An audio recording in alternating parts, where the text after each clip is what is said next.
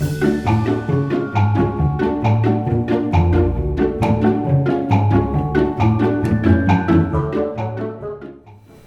do you select the perfect attribution model?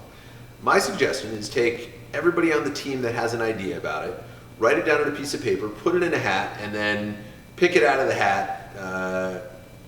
All right, that's not going to work, but that's how a lot of brands do this, where we take our opinion that the first click is more important, or I like a linear model, or time decay makes more sense. So all of these attributes could very well be true or could make sense for a brand.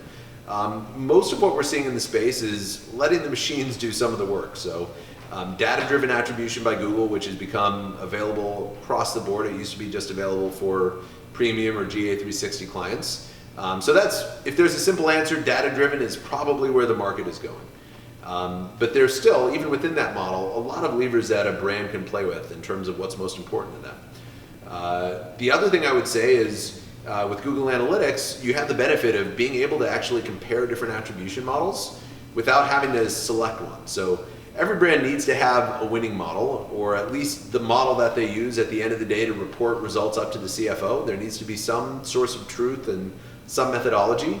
But when you're looking at different channels, there are different values to different types of metrics. So certainly as you're talking about upper funnel activity like display or prospecting, you certainly want to look at view-throughs. And when you're trying to optimize those channels, view-throughs are going to give you a lot more data to work with than click-throughs, certainly.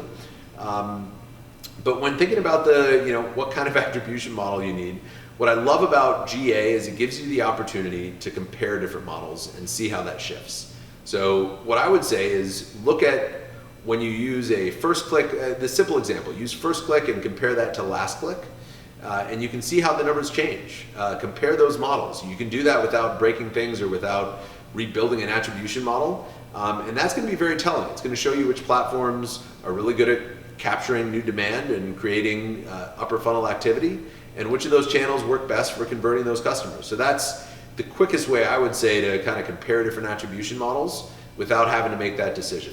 Ultimately, for any brand, it really depends on the channels that you're working with and your goals, whether it is growth or retention.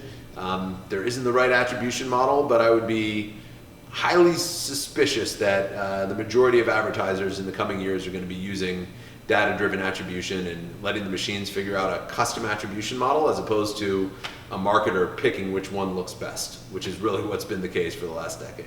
So hope that helps, and look forward to diving in on attribution challenges, and as the platforms get smarter, so will the marketers. Enjoy. Thanks.